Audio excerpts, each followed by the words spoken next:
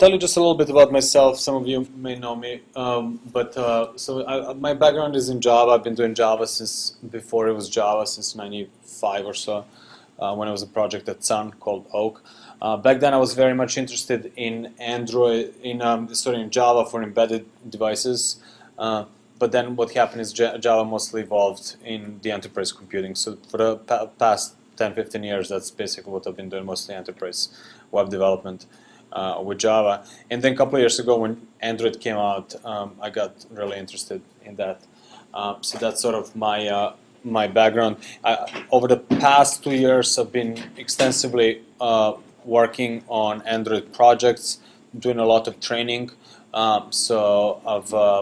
This year alone, that's my statistics I've done, and actually it's kind of outdated, but I've done close to 200,000 miles this year. I've been on the road probably 170, 80 days, something like that, crisscrossing the globe and doing a lot of classes for companies like Qualcomm, Motorola, Sony Ericsson, Department of Defense, Cisco lately as well. And I also often speak at conferences, so I spoke at OSCON a couple of times, ACM, IEEE. I'm speaking at the upcoming AndDevCon, Android Developer Conference, which is in San Mateo in March. And I'm also working on Learning Android. It's a book that's going to be published by O'Reilly. So I'll tell you a little bit about that book because the book came out of this 5-day class. So I've done this class many times, and probably over thousands of people. And I sort of saw certain things work and certain things don't work. So over time, I kind of try to distill it down into a book. And that book is currently available online at, if you go to learning-android.com, that's going to forward you to another URL. But that's a good start, so learning-android.com. And a lot of what you guys have in your material, it's sort of that. This is, you can think of it as a rough draft. It's still going to get edited for language and all that other stuff. So learning-android.com. So right now it's free. It's in a draft version, and it's in this format where people can comment. So you can just go and comment on it as well. So if you see something that's wrong or something that could be improved on, you can just do it there. So that's just a little bit about that book. It's all available here and so on. So far so good? Okay, cool. So I'll tell you a little bit about what we're gonna do today. So we're gonna talk a little bit about the stack, what Android is and what it isn't. We're gonna do a little Hello World example, and then we're gonna talk probably around lunchtime or right after lunch about the main building blocks. That's something that I think is sort of very important and new in Android. So after that, we are going to talk about user interface, and that's what we're probably going to spend most of the rest of the day on. So that's sort of our plan for today. This initial part here is going to be somewhat more theoretical, but that's just kind of how we're going to start. Don't worry, this is going to be very much a hands-on class, so it's not so much a theory. And the way that we're going to do it is I'm going to walk you through an example. I'll actually be doing it live, and then you guys are going to be doing something similar yourself, and then in the last hour we'll give you a chance to actually work on a totally different project, knowing what you picked up in the class so far. Sounds good? And I know some of you might have seen some parts of this because you took the overview, which is essentially the first day of the 5-day class. Cool. So, and by the way, feel free to ask questions at any point in time. It's a small class, so feel free to, it's your class, so ask whatever you want to know.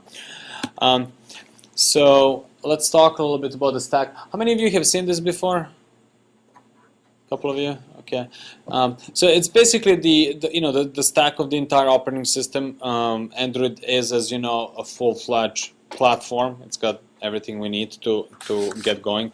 So what we're going to do is we're going to start bottom up.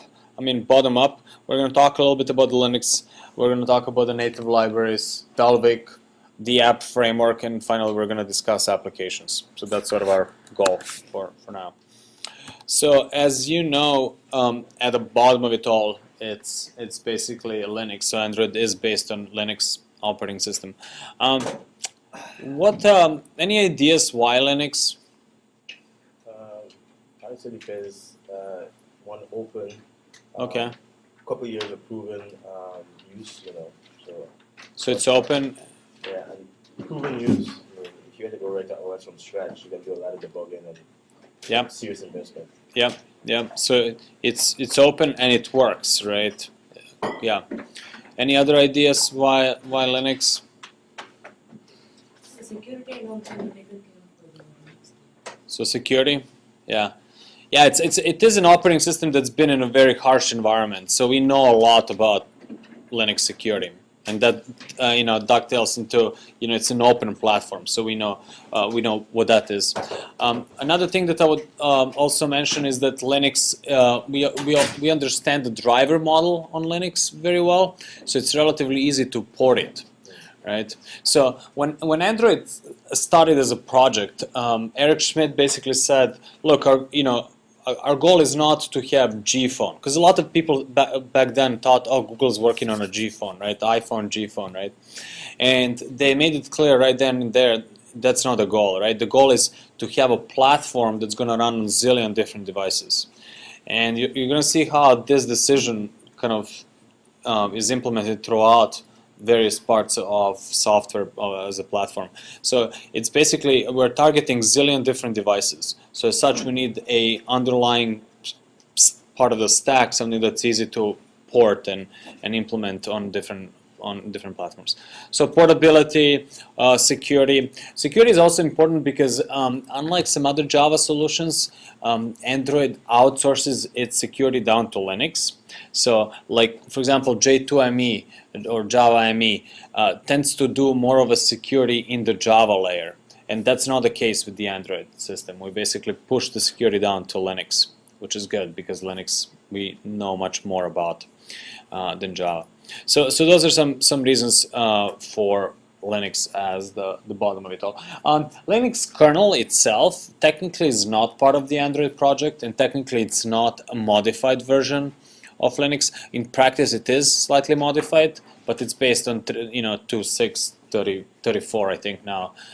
So it's more or less it's a standard kernel. It's just that we use it to build on top of, and it's been modified for various things. We can, toward Thursday, Friday, we can talk more about the internals if that's, if you guys care about that. But I can show you some of those modifications. Does the Android rely on the dbus? On the what? dbus. dbus? I'm not sure. I don't know. Right now, let's say the dbus is more as a IPC mechanism. Between the kernel to user space and also between the application. Mm-hmm. And let's say Fedora 13 is pretty heavy on the system D. So I'm not sure does Android also take advantage of this dbus. So I mean, Android has its own IPC mechanism using the binder. So there is a proprietary mechanism developed for Android. Yeah, most of the device driver right now is going to support the dbus interface. Right. So let's say if you have a USB device and you plug in, and if your application listen on the dbus event signal, let's say if you plug in the USB hard drive, if your application will know about that, the resources coming in, and something like the USB camera, if you have something like the IM application, if you plug in the camera, IM will know about that. Yeah. So that's why I don't know if there's an Android rely on some of the mechanics or take advantage of this kind of the feature from the index model right now. Yeah, I'm not familiar about that. I don't really know. So a lot of that is not even exposed, such as USB is not even exposed to the Android, higher layers. So it's kept in the sort of the proprietary part of Linux. Some of that stuff, specifically USB, for now. Any other questions on Linux? So theoretically, any Linux system can run Android, is correct? Can any Linux system run Android? Not really. Not really. There's quite a bit of specifics with respect to Android. For example, user management. There's no password file, right? So users are actually hard-coded in a C file. The file system is mounted differently. There's no fstab file, right? So it's mounted by initd process. So it's quite different. Everything around the kernel is different other than the kernel itself, right? So it's quite different the way it uses Linux. It's based on Linux, but it's not, it's not any standard Linux distribution that you may be familiar with. So Android is using the Phoenix file system?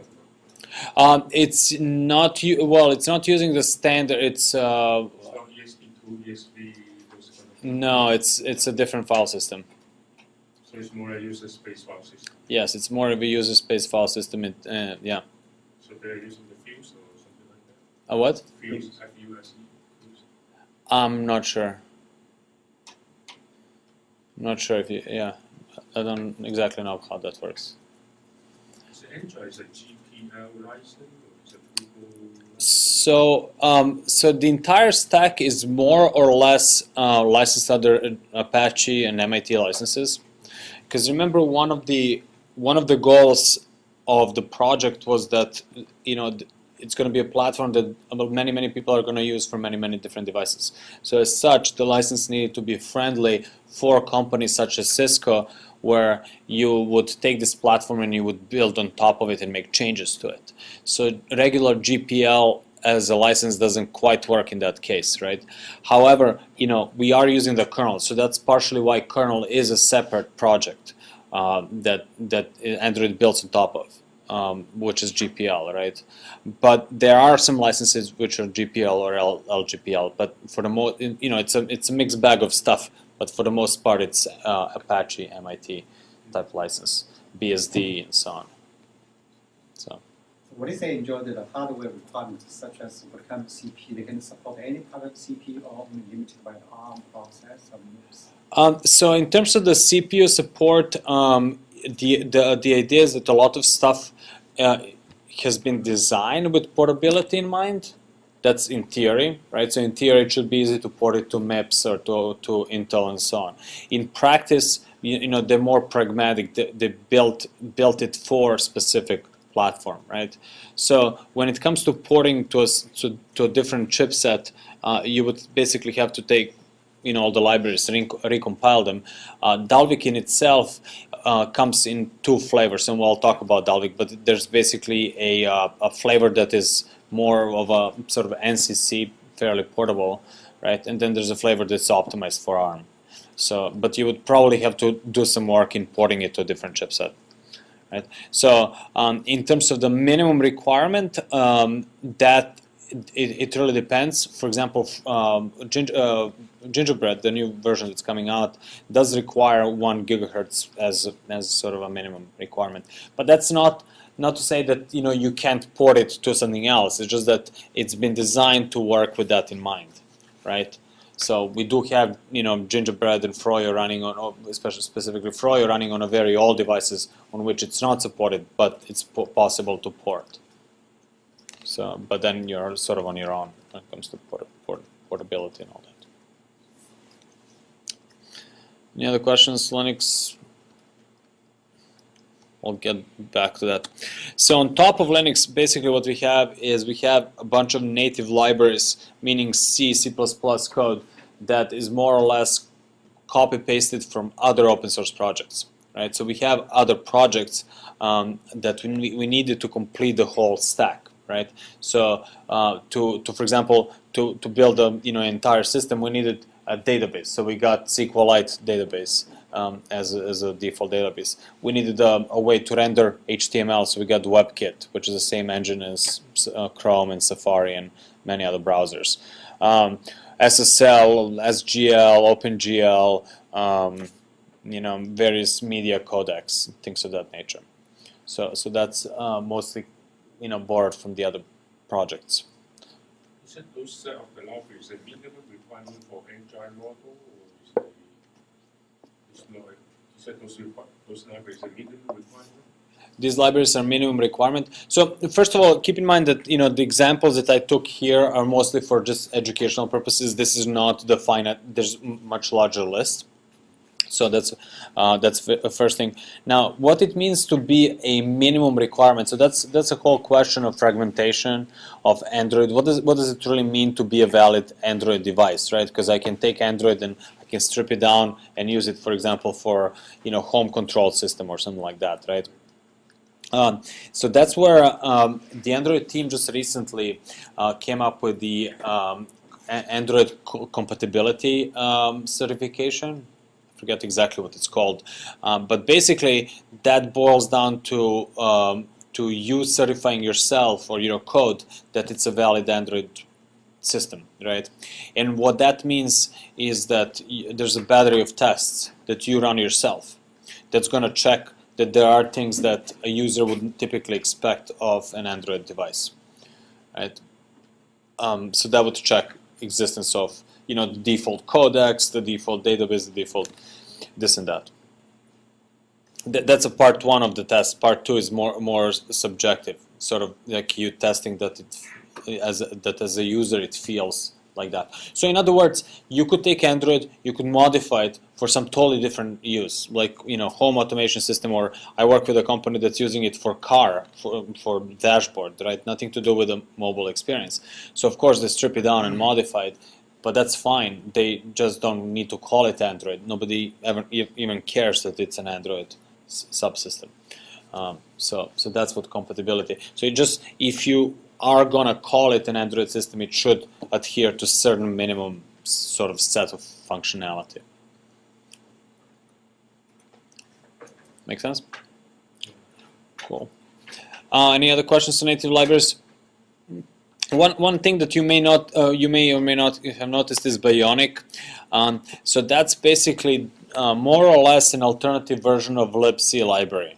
Okay, so it's a modified, rewritten version of libc.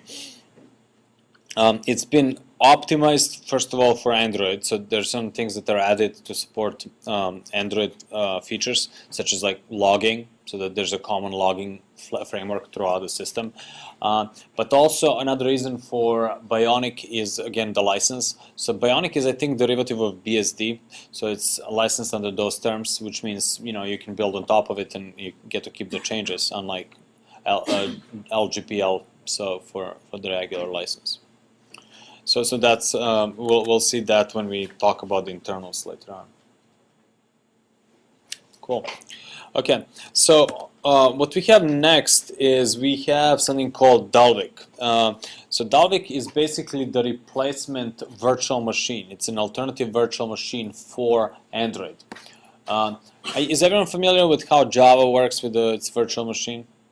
Right. So basically, the Android team, one of the very first things that they looked at, they're like, okay, so if we're gonna use Java as a language, Java as a language is free, Java tools are free, Java compilers are free, but virtual machine it's not, right? So typically if you're using the virtual machine, you have to license it from Sun, now Oracle, right? So that didn't really work well with the whole goal of having it run everywhere by many different companies and the individuals and so on. So that's why they sort of bit the bullet and decided to create a virtual machine that's specific to Android. And while they were working on that, so one reason is basically a license again, but the second reason is they looked at JVM and Java Virtual Machine. It's been sort of one size fits all for everything from small devices to very large servers, right? And like I said, most of the new development in Java has been more on the server side, not so much on the tiny little battery-powered device side. So they felt that if they focus on just the mobile experience, that they can make a virtual machine that's much better performing. And as such, they basically looked at the mobile experience and they said, what are the things that are not going to change anytime soon? What are the constraints that we're sort of dealing with? And they came up with basically two things. Devices are going to be small, meaning underpowered. and they're gonna run on batteries, and batteries are not gonna get much better anytime soon, right? We're seeing an evolution in batteries, but not an evolution, right? Not a revolution, right? So Dalvik's been optimized with that in mind. So you'll see later on, but it's a very, very tiny footprint virtual machine. And that sort of goes back to, remember how we outsource security down to Linux? So essentially we're going to run every single application on its own virtual machine. So unlike regular Java ME solution where you have many apps in the same VM space, we don't do that. We have a single process with a single Dalvik VM. So if something blows up, it's just that Linux process that blew up, nothing else, you know. So that's where Linux is sort of managing the security. Linux is managing processes, all that sort of stuff. So we'll talk more about that a little later. Dalvik is now JIT enabled, meaning it's got just-in-time compiler. Is everyone familiar how that works? The just-in-time compilers, like a hotspot in Java. So you cache the code that you interpret on the fly, right? So it makes the end result is the code now runs 2 to 5 times faster with Dalvik when it actually has some running code. So that's a little bit about Dalvik. Any ideas why I picked this picture, other than it's a nice picture? It's the village called Dalvik. Yeah, it's in Iceland. Yeah, so that's Dalvik. It looks like that. It's got a church. That's about it. So the guy who wrote Dalvik, his name is Dan Bornstein. He works at Google. Me and him live in the same San Francisco building. It's a 5-people building. I mean, it's small. I don't live there, but we used to have an office at the bottom floor, so I still own the property. So it's totally a coincidence, a small world. I had no idea. So I was like, hey, you do Android too? Huh, interesting. So, but he basically wrote it. So, Is it ever designed for the multi-core system? Let's say if you have a multiple CPU, they recognize each Java is going to run on the Java applications per that, and if your Java application is multi-thread system, is that can you distribute the multiple core, or you must stay in the same core? So basically, how is Dalvik gonna handle the threads? Right now it just does time slicing, but I don't know what's coming out. I don't know yet with the details. Dalvik team usually works like 2 releases out, so they don't even work on Gingerbread. They're working on Honeycomb, so they're like working far out. But I honestly don't know what their priorities are. I would imagine that porting to Intel is one of them. So they just got JIT out, which was a big deal, right? So the next big deal would be to get Intel version out. And one of the big motivations for Intel version is the Google TV, right? So that's something that, but this is, again, I'm just speculating. I don't have the details. Keep in mind that, first of all, you guys are part of the alliance, right? The Open Handset Alliance. So sometimes you have a preview of the stuff before general public. So that's one thing. Second thing is sometimes code is actually in there, but it's just disabled. So for example, the JIT compiler was in Froyo, not in Froyo, but even earlier in Android. It was commented out, but it was there in the code. It just it was just kind of turned off because they were still testing it. So but I would expect that that's one of the high priority items, support for multi-core. Because even the ARM processor, the Marvell, they come up with a three ARM processor also, 3 ARM core. Yeah. And they were used for the Android and the mobile device, or there is a Google TV. So if there is able to say the render is a single processor, Yes. how they are going to take advantage of multi-core. Yes. It's very different than JVM before. JVM is one, and you can run the multiple Java application on the top. Right now, this one application per within the virtual machine is very different. Yeah, exactly. So the VM itself needs to take do a better job at concurrency. Yeah.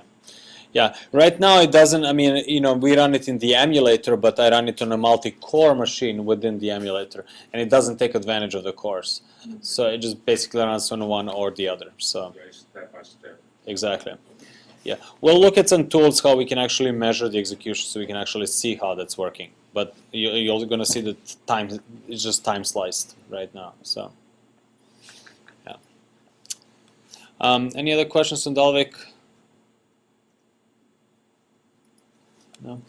Okay, so at the top of that we have the app framework. So application framework is that sort of rich environment on top of which we're going to run everything, right?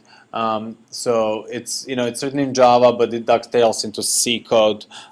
It provides easy access to a lot of features that are maybe more convoluted down below. So for example, if I wanted to find out my location or Wi-Fi networks or get on the internet or make a phone call or whatnot, App Framework makes that very, very simple by providing a nice, consistent Java interface.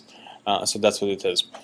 That's the part of the system that's very well documented, explained, understood, and all that. So that's sort of the new stuff. Whereas sort of stuff that's below this line, the source code is the documentation. Right? There's not a lot of documentation other than that. So, but stuff above this part we sort of have much better understanding of. Cool. And then on top of that we have apps, right? So we write applications. Now what an application is roughly it's a single file. It's called an APK file. And that APK file is more or less a zip file, right? So it's basically just an archive of stuff. So the stuff that you get in that archive is sort of two things. I kind of have three here, but it's more or less two. So you have some Dalvik executable, meaning this is the Java code that you write, right? It gets compiled to Dalvik. We'll talk about that in a second. But that's basically the executable code. And then on top of, in addition to that, we have resources. So resources is everything that your app needs that is not code. So what would be some things that your app needs that is not code? Icons, images. Images, icons. Yeah. Yeah. Also a lot of XML. So there's going to be a lot of layouts. You'll see how you describe UI using XML. So there's going to be quite a bit of XML code. All the text, all the English is going to be more or less in XML, right? So we're going to outsource all that from Java to XML. So you'll see how this ends up being a lot of sort of other stuff that you don't necessarily want to pollute your Java code with. So we'll talk about that. So those two things essentially make your APK file. Now I put native libs here just because this is not very typical to have any native libraries as part of your application. But I tend to work with companies that always wanna add some secret sauce that's written in C or something as part of their application. So that's why I kind of put it there. Yes, you can have some native libraries as part of that, and we can talk about NDK, which is the native development kit, which is used for that sort of stuff later on. But it's not a typical thing that a normal app developer would do. It's just that I assume you guys, the type of stuff you guys do, sometimes you need to deal with that. So basically, that's APK is basically Dalvik code plus your resources. Apps must be signed, so each application you got to sign it. Now in the development mode, which is what we're going to be doing, it's going to be implicitly signed with something called a debug key. So you're not going to have to actually go and sign it. So just get signed by itself automatically. And another thing that I wanted to mention: many different markets, many different policies. So unlike iPhone, BlackBerry, Brew, some other ecosystems like that, where you sort of have the market, where you got to get approved to get in, and that's the only place to get the distribution from. Android sort of has a multiple markets. So one big one is the Android market run by Google, right? But there are other markets. So I know Cisco is, for example, working on or wants to work on an enterprise app market, right? Which is going to be sort of probably higher quality applications, right, than your typical Android market. The U.S. government also is working on something like that. T-Mobile, many carriers have their own markets, etc., etc. So it's a different sort of system than other ecosystems. It's much more democratic, sort of, or distributed, open, I guess. So that's basically that. Any questions on apps? Okay, so then let's talk a little bit about Java in Android. So I just want to point out a couple of things, a couple of differences. So as you know, in normal Java code, you write Java source code, you compile it, and you get Java bytecode, right? This is your dot class. And then you put that dot class file on top of JVM, and that's where it runs, right? With Android, it's slightly different. So we still write the very same Java code, we still compile it with the very same Java C compiler, we still get the very same dot class file. But then we recompile it once again to get the .dx file or .dex file or Dalvik executable. And it's that file that we now run on top of the Dalvik virtual machine. So that's where sort of it's different. So these steps are sort of additional. Okay, it looks like more work, but you'll see how tools just make this automatic. So you're not going to see these extra steps. It just happens. Quick question for you. Couple of questions. Why Java? Why use Java? Why not C, which is what everyone writes embedded code in, or why not some more modern language like Ruby or Python or something like that? If you were creating a system like this. There are a lot of Java designers available. That's why the probability of having good APIs is more for this Java. Yeah, exactly. There are a ton of Java developers. That's, I think, the #1 reason. Because Android was really not designed for the embedded developers. It wasn't designed for you guys, right? It was designed for all those kids who were writing PHP and other Java web applications up until recently. Now want to do something new and cool, right? So that's sort of, it's a much more of a mass market appeal. And Java is a decent language for that. It may not be the ideal best language in the world, but it's okay, right? So given everything else, it's a good, well-rounded language. So that's a good reason. So can we still write C application on Android? Can you write C applications on Android? So yes, you can. But what do you mean by application? Is it as in an Android application or just a Linux application that's going to run on C? So here's the thing. I usually answer that question depending on who you are, right? So you can wear two hats. You can be an app developer or you can be a platform developer. Platform developer means you're shipping a new version of Android. And then you're God. You can do whatever you want. You can write new C code. You can install it. You're modifying the entire operating system, right? If you're an app developer, then Dalvik is the king. So everything is going to run on top of Dalvik. So that means it's going to be Java. But you can also write C code that's going to run as part of your application. But it's still going to run within Dalvik. So that's where NDK sort of comes in handy. Sort of like JNI in Java, right? So yes, you can have native C, C++ object code, but keep in mind that it's running on top of the JVM. So JVM is loading it, etc., etc. So it's still constrained by the same restrictions that the JVM is. So there will be some performance. Yes, yeah, there will be some performance differences, and sometimes order of magnitude performance differences.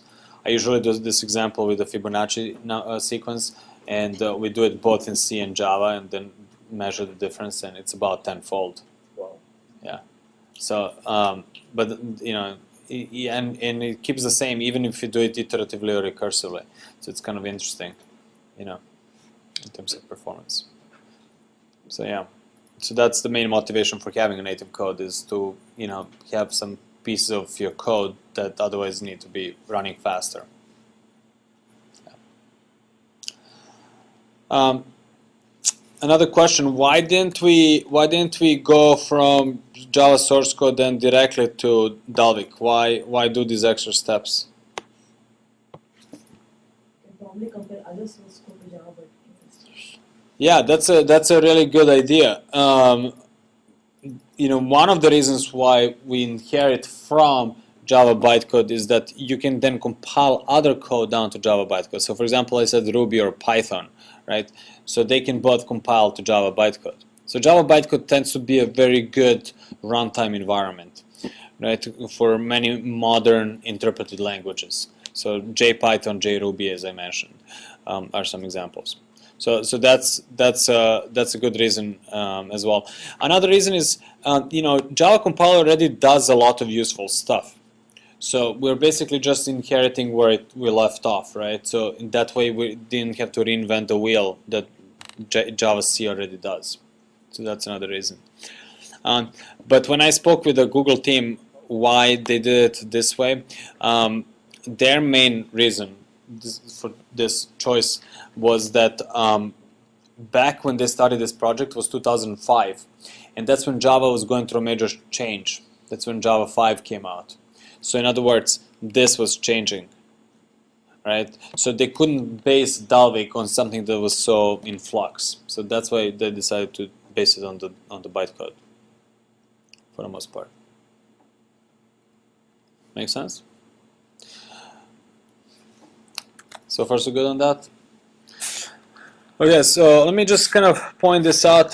So as you know, Java comes in different packages, right? So we have Java ME for mobile edition, Java SC standard edition with desktop Java, and then Java EE, Java Enterprise edition, right? So Android is neither of those, right? It's not any of the standard 3 Java packaging.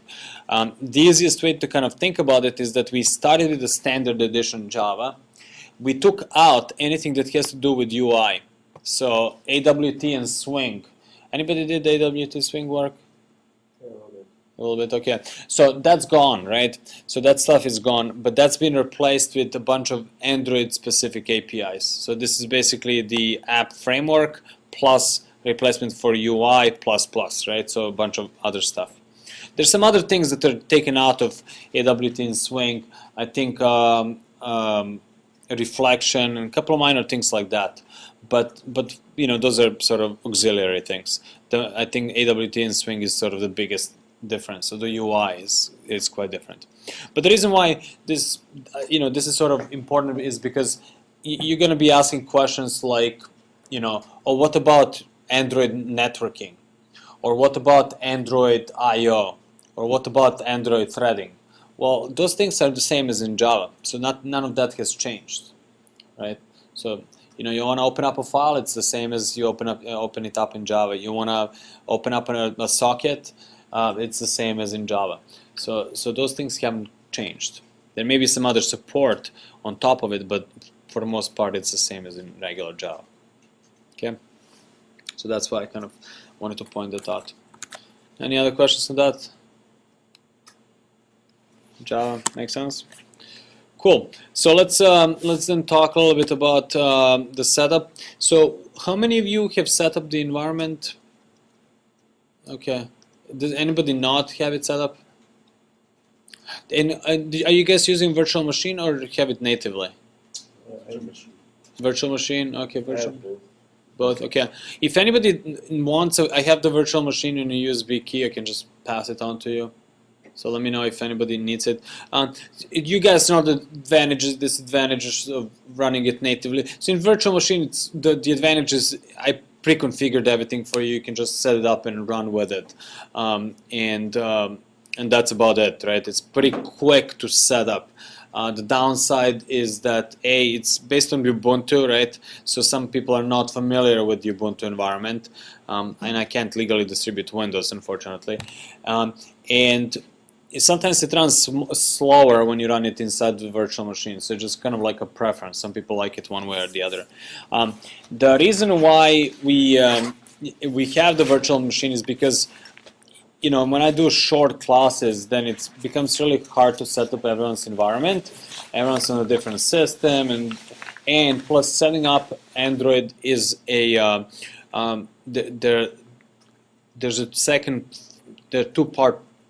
two steps, right? So first of all, for SDK, you need to set up SDK shell, then you need to download the platform, right? So that means that in the class where I have 10, 20 people, when everyone goes to do the second part, which they have to do then and there, it just clogs the network and runs slow, and will waste a lot of time. Similarly with Eclipse, it's a two-stage setup. You download Eclipse, and then you download the tools for Eclipse. So that always makes it really hard to do it in a class. I have attempted to, not me particularly, but somebody in the company, we've attempted to make setup much easier. So we actually, for native setup, so without the virtual machine, so we actually now have a development environment which is pre-configured Eclipse and pre-configured SDK. So as opposed to having to do the second stage for every single one of them and take time, we have pre-downloaded that and repackaged it. So if anybody wants it, I have it for Linux, Mac, and Windows as a different environment. So just so you know, it's on the USB key, so you're welcome to use it. Now let me walk you guys through the SDK and kind of explain it. So you installed SDK, you have a directory, something like Android SDK or something like that, right? So inside of that directory, you're going to have a bunch of subdirectories. There's going to be one called Tools. And Tools is a directory where a lot of common SDK tools go into. Okay? It's highly recommended that this particular directory you put in your path. Everyone knows what I mean by that, right? In your environment path, right? Are you guys on Windows or Linux? Windows. Mostly Windows? Mac, okay. Mac, okay. Okay, so nobody's on Linux? A couple of you are on virtual machine, yeah? Okay, so, and you're okay with Ubuntu and all that? Okay, perfect. Cool. So, okay, it's for the most part things are the same. I'll point it out where it's not, but for the most part everything we do we're agnostic to the actual platform. So tools is where your tools are. So put that in a path. We're going to be seeing some of these tools as we keep on going, and we'll see them as they make sense. So we're not going to see them right away, but I'll point them out as they make sense. Now the next directory that is very important is the directory called platforms. And inside of platforms, you're going to have any number of different subdirectories. What platforms is where you plug in a specific platform you're working on. Okay, so remember I said it's a two-stage download. So before it used to be very simple. When we had Android 1.0, you just download SDK and you have everything. 1.1, you go download SDK and you have everything. And then they noticed, hey, we're repeating a lot of stuff. There's stuff that's common, right? So then they came up with basically the shell of the SDK in which you plug in different platforms, right? So right now I have two platforms. I have Android 4 and Android 8, meaning I have Android 1.6, aka Donut, right? And Android 8, aka Froyo, aka 2.2. It looks like we have a meeting.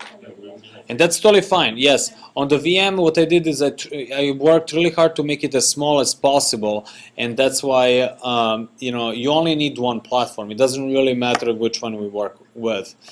So as long as you have one, I don't really care about anything else. So that's why that's fine. Did you guys download the 1.5 gig or the 9 gig virtual machine? Virtual machine 1 or virtual machine 2? We only see one. Okay, how big was it? How big? About 4 gig, right? So 4 gigs. Okay. 4.7 gig. Okay, that's fine. So you basically download. So let me explain that. I have two versions of virtual machine, and the only difference is that the bigger one, which is what you have, also contains the source code for the entire Android platform. That's because I use it for the internals training as well, when we actually built from scratch the entire platform, right? And the source code for Android is about 2.3 gigs on it by itself. Plus there's a bunch of other stuff that comes with it. So that's why it's a little bloated, that virtual machine. So that's totally fine. If you want to make it smaller, you can just blow away the directory called Froyo in your root. But other than that, it may be useful to have source code handy. So it doesn't hurt. Does the engine directory also include the Linux source code? Or Which one? the Agile directory, does it include the Linux source code? When you build, does it build everything or just only build Agile?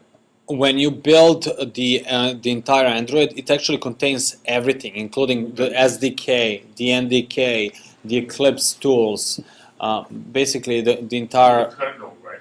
Yeah, except the kernel is part of the pre-built packages. So it does contain kernel, but in a binary format. Right, so the kernel itself is part of the pre-built packages, yeah. But if we have a new driver, let's say if we have a driver for Android, it will be part of this platform? Yes, there's a place for you to put that driver in, yes, you could plug it in. Yeah, and then when you build it, you can build for different targets. So you can say, I'm building for CS, or building for generic, which will be emulator, and so on. So you can kind of configure what you're building for. So inside of these platforms, again, it doesn't matter which one you have, as long as you have at least one. So there's a couple of subdirectories as well. One is tools, which is the platform-specific tools. Don't worry about that too much. That's going to be used automatically. There's a platform for skins, which is basically the skin is the look and feel of a device in the emulator. So do you guys have a skin for a CS? Anybody knows? The look and feel for CS? So basically what the skin is, it's kind of like, this is what the phone looks like. It's got 1024 by 768 and it's got buttons at the bottom, right? So that sort of stuff. So I'm sure somebody somewhere has created a skin for CS. But these are some default ones. And then one directory that's actually very important in platforms is this directory called images. Okay, and images is not graphics. Images is basically the file system images. Okay, so you technically have 3 files. 2 of them are important. System.img represents the entire Android system when it's built. Okay. So it's usually about 50, 60, 80 megs of stuff. But this is essentially what the system partition on your device looks like. This is the equivalent of like, C:\Windows on your Windows, right? So it is the entire operating system. Everything is in there, in binary format, built, right? User data corresponds to the user partition. So it's usually much smaller. It's a couple of megs, right? And then it keeps growing, right? And then RAM disk is tiny. It's just a RAM disk. And this is the kernel for QEMU, which is the emulator that we're going to use. So I'll talk about that in a second. Okay. So that's all you kind of care about in terms of the platforms, right? So as I said, each platform you download is going to have a different directory here. Now, are you guys familiar with the, just version numbers, what it means Android 8 versus Android 2.2? No? Yeah, can you explain that? Yeah, let me I'm going to use, I used to have that slide, but I took it out, but I moved it to a different place. So this is what that really means. So we are all familiar with these versions, right? 1.0, 1.1, 1.5, 6, and so on, right? And you guys you've heard of nicknames, right? When they started nicknaming versions, they were gonna call them after robots. So the first one was Android, but then they couldn't come up with a B. So they switched to pastries, right? So that's why we now then have cupcake, donut, eclair, froyo for frozen yogurt, and the next one is gingerbread, and so on, right? So it goes alphabetically, and it's something that's yummy usually. So those are nicknames. Now, the most important type of a number is this number, API level. And what API level is the capabilities of the platform, right? So for example, was there a version 1.7, 1.8, 1.9? Probably. Did we care about it? Probably not, because it was most likely just bug fixes, performance improvements, etc. In other words, there was no changes to the API. So you as an app developer don't really care. The API stayed the same. But whenever API changes, even slightly, this number gets jacked up by 1. Right? So we're right now at API level 8, which corresponds to Android 2.2, which is nicknamed frozen yogurt, right? Is that backward compatible? Hmm? Backward compatible. Like someone writing something using API 1. Yeah. It run on API 8. Yes. So everything is backwards compatible. They may deprecate some code, which is basically marking it for, don't use it, but yeah. When you create Android project in Eclipse, you select the API level or Mhm. Android version, but then at the bottom it asks you for the minimum version. So why would you choose a different minimum version? Like, why do they have that when you're already saying that using Yeah. whatever? That's a great question, and I'll talk about it more later. But let's kind of take a look at the distribution. And this slide is slightly old. This is July 1st. Keeps changing all the time. I did a presentation for your upper management for Barry's team. So it's the data from back then. But here's the distribution. Basically, a third of people are still stuck at 1.5, and so basically about half people are still running 1.5, 1.6, right? So now when you're writing an application, it's up to you. Do you want to care about this other millions of people or not, right? So in other words, you may say, look, I want to take advantage of the latest, greatest things in Froyo, right? But I would also like to have a large market share, right? So you may say in that case, I'm going to design my app for Android 8, but I'm going to support as far back as Android 4, right? So for example, if a certain feature is not available because user is running old version of Android, you can gracefully scale down to that version. You can disable a single button or single feature in your app as opposed to not have the app run at all, right? It's kind of like the latest Windows software may be designed for Windows 7, but it's going to run as far back as Windows 95 or something, right? So you want to gracefully scale down, right? For example, Bluetooth doesn't exist up until version 5, so I may basically just disable support for Bluetooth devices in my app for older versions, but my app is still going to run, minus that one feature.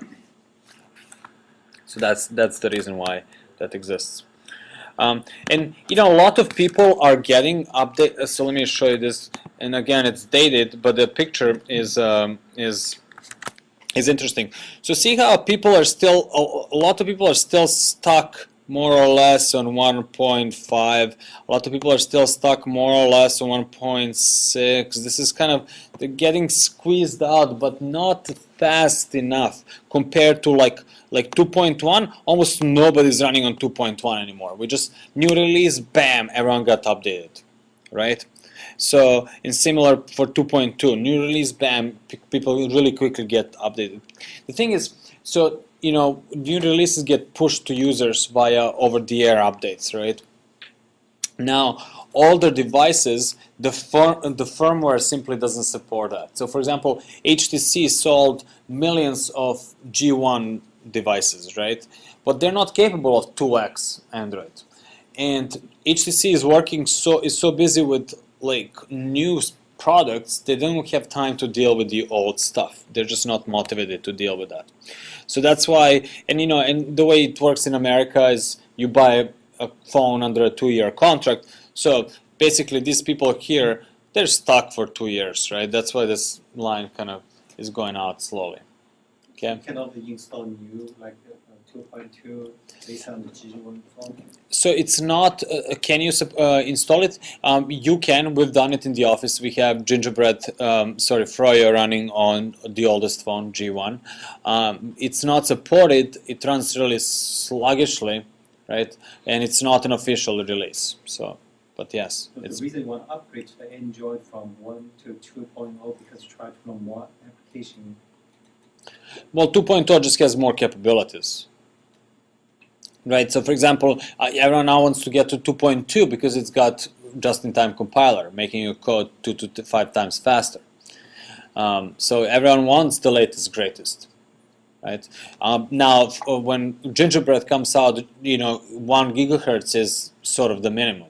So even if you have an older Droid or something like that, it may run sluggishly or not even be supported by the manufacturer. Right. So there is the open source Android, but then there is a layer that each manufacturer needs to provide, which is basically all the drivers and everything, right? So we do depend on manufacturers to actually roll out the firmware updates as well. Yeah. The OS update, those are pushed by the manufacturer or by Google? No, they're pushed by the carrier. The carrier.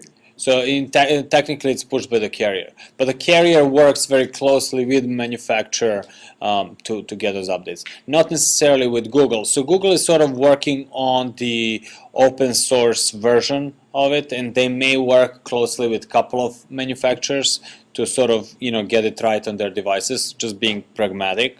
But Google in itself is not really, it's not their job to push the updates other than for Nexus One and the phones that they support.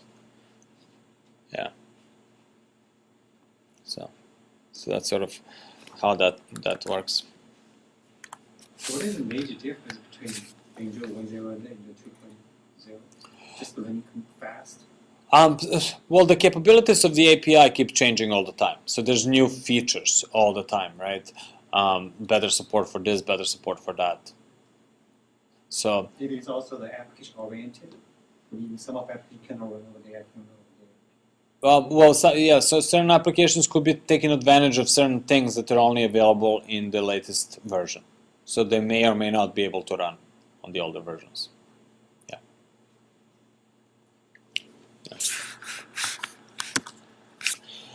Cool. So let's do.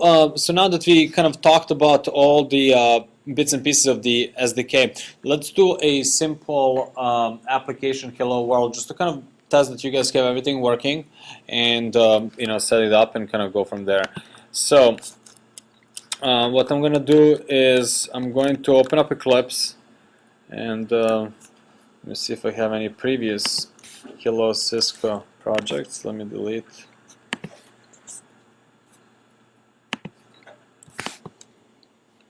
So we're going to create a new project. So go to File, New, Android Project. If you do not have Android project available there, you probably did not install Android tools for Eclipse, ADT.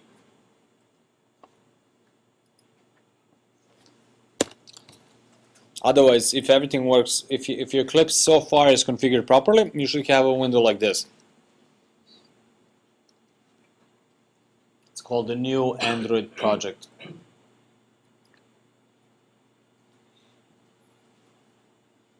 Oh, by the way, one directory I did not mention. So just back in SDK, there's another directory called add-ons. Okay. So add-ons is basically very similar to platforms, except it's the third-party releases of Android. So what does that mean? So for example, you guys may have a different version of Android for CS. You're likely going to have that, right? You're going to have a modified version of Android. It's going to support some special stuff, right? Maybe there's licensing support, like some special sauce that you created. And you may want to roll it out to developers so the developers can develop for your version of CS. Okay, so what you would do then is you would release an add-on, right? So these are just some add-ons that I kind of made up here. But one common add-on that's well known is, for example, Google add-on for Android. So for example, yes, Google does have the team that works on the open source Android, but then they also have a team that works on a proprietary version of Android. So when you get a phone from T-Mobile or somebody and it says with Google on it, you likely have a different version of Android, a non-open source version, a commercial version of Android. What's the difference? So it's got Google's secret sauce. For example, Google Maps, right? So that's one thing that's not open source, right? Google App Market is not open source. So in other words, if you want to have an Android that has certain things pre-configured, pre-installed, certain libraries installed, such as navigation and so on, then you need a different version of Android. Does it mean you need to pay the royalty to Google? Yes, so it means that it's licensed. Now we indirectly pay to our carrier. I pay to T-Mobile. T-Mobile then has some licensing agreement with Google and so on. But that's a pretty common situation. So almost nobody runs a vanilla Android out of the carriers. So carriers work in the States, at least. Carriers work very closely with OEMs to create proprietary versions, right? So HTC is probably, in my mind, the best example. So HTC has their whole Sense UI. So you've seen their phones; they look much sexier than a regular Android phone, right? The apps are nice and flashy, and it's very much like an iPhone experience. So that's the kind of work that HTC does. So they take regular Android, they build on top of it, right? And then that's what they provide to carriers. So when you're writing an app, you're actually going to get add-ons from all the vendors to test on it? Well, you can if you want. You don't technically need it. You only need it if you're using that carrier's extra. So for example, unless I'm writing an app that is using Google Maps, I don't care about Google Maps API. So in that case, I would just write for standard Android platform. And most of the work I do, I just write for the standard Android platform. But if, for example, for example, HTC may not ever want to release their libraries to other developers because they're just not concerned about other developers writing special stuff based on HTC stuff. But for example, maybe Cisco has added support for multi-users to CS, which is something that you guys are interested in, right? So support multiple users, so I can actually log into the device, right? So if there is something like that, and I want to develop apps that take advantage of multi-user system, then I would expect Cisco to deliver libraries to me, and those libraries would be in the form of an add-on. So if you take Google, let's. So this API you have here right now, I mean, we don't seem to have it in the install. So what is that? The Cisco API. These APIs here? The Cisco API that you have on the Oh, this is Cisco API. I just made it up. Oh. These are all. I was just doing an example of what it would take to. But what would it take for you to create a new add-on? How hard is that? So basically, let's take a look at the add-on. So add-on, okay, yes, you may provide some documentation, you may provide some sample code. That's not that important. But ultimately, you may have some libraries. So for example, I said, I copied probably the Google on. So there's a jar file with some secret sauce that I as a developer would need to link against, right? But ultimately, the most important thing is going to be another version of system image, right? So what you would do to create a new version is you would go, if you're on a virtual machine, you go to that directory called Froyo, you would type make. You would sit back and relax for about 6 to 8 hours, okay? And that would produce the new version. That would compile the source code for the entire platform, the result of which would be system.img. So this is now a brand new version of Android that gets flashed onto the device. But for a developer, you can also include it this way so the developer can develop against that. Right? So that's what that is, add-on. Cool. And you guys don't have it, but again, it's not that important for now. Don't worry about it at all. You can, if you wanted to download it, I'll show you later on how to do it. So back to this directory. So I just want to do a quick hello Cisco project. So that's a project name. So the project name is just an Eclipse construct. Eclipse organizes everything in projects.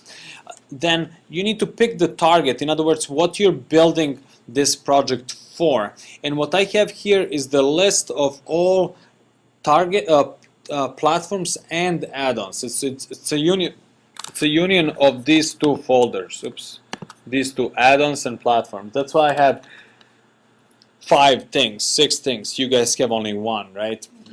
So that's totally fine. Don't worry about that. We're gonna just base everything on just Android 8 or 2.2. So next, what it's asking us is for application name. Application name is just an arbitrary name. So hello, comma, space, Cisco, exclamation mark.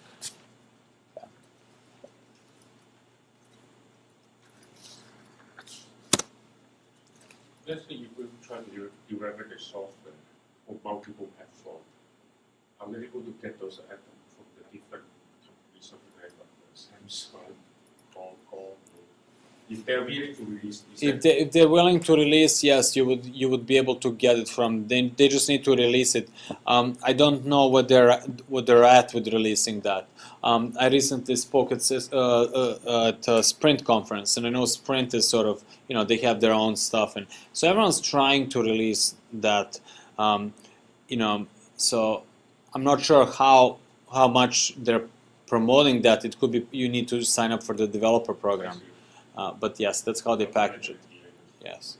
But the situation is getting more and more complicated. Let's say the manufacturer, the equipment provider have their own library, those kind of thing.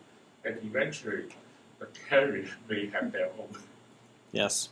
So you may need to combine both and create your own matrix and then. Yes, but then the question is, it's also, for example, if Sprint, HTC, let's take those two. So if Sprint has their own libraries and HTC have their own libraries,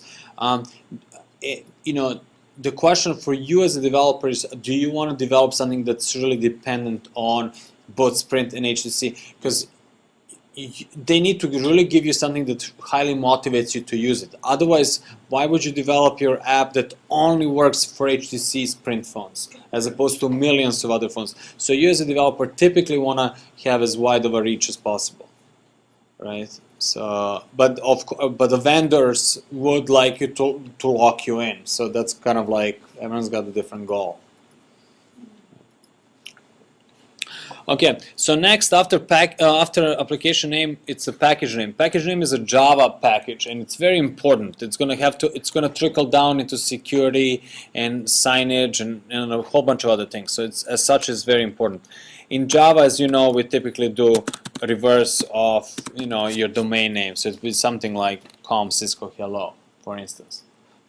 That's typically what the Java package name would look like. Optionally, we can create an activity. We haven't talked about what activities are quite yet, but it's roughly a screen. And that screen is represented by a Java class. So whatever we put here is going to be a Java class name, right? So it needs to be, for example, hello Cisco. So capital H, capital C, right? So it's got to adhere to class names, right? That's standard. And then it's asking for a minimum SDK version. Back to your Verol's question about what that is. So in the past, this number would just come right from here. So it would just take this number and copy it, because they were always the same, right?